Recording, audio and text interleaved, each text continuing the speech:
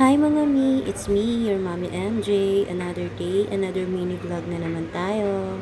Hi mga mi, magandang buhay. Tara, samahan nyo kami. Another day, another mini vlog na naman tayo mga mi. For today's vlog nga pala mga mi, bibili tayo ng cake kasi birthday ngayon ng pangalawang anak ko, si Red Red. At ayan na nga mga mi, tumakbo na siya. Naghabulan na naman kaming mag-ina. Ganda talaga kami mi, tuwing lumalabas kami ng bahay, lagi kami naghahabulan.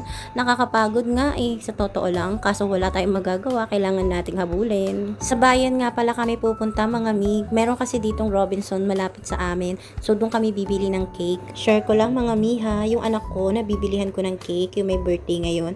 Alam nyo ba mga mi, mayroon siyang special need. Hindi nyo siya madalas makikita dito sa vlog ko kasi nga ayoko siyang explore dito sa social media.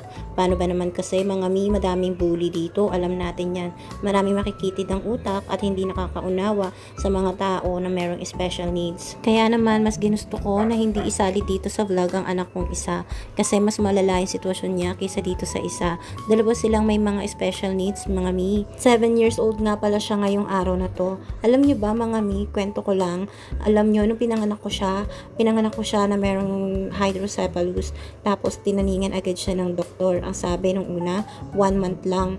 Tapos nung humingi ako second opinion, 2 years naman. Tapos ngayon mga mi, tignan nyo naman, 7 years old na siya. O diba, miracle boy talaga. Kaya ayaw ko siyang isama dito sa social media kasi nga naman maraming bully dito. Dinadaan nila ang pagbubuli sa physical na anyo ng isang tao.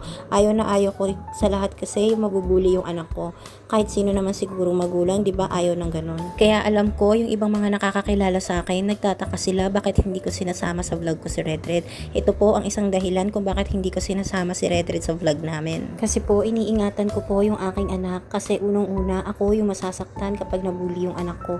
Kahit sino magulang, di ba, yun ang unang-unang reaksyon. Kaya naman bilang isang magulang, obligasyon natin protektahan ang ating mga anak. Kaya pinoprotektahan ko ang mga anak ko sa abot ng aking makakaya. Kaya naman sa naghahanap kay Red Red dito sa vlog ko, alam niyo na ngayon ha kung bakit hindi siya kasama. Pero wag kayo mag-alala mga mi, paminsan-minsan isasama ko din naman siya dito sa vlog.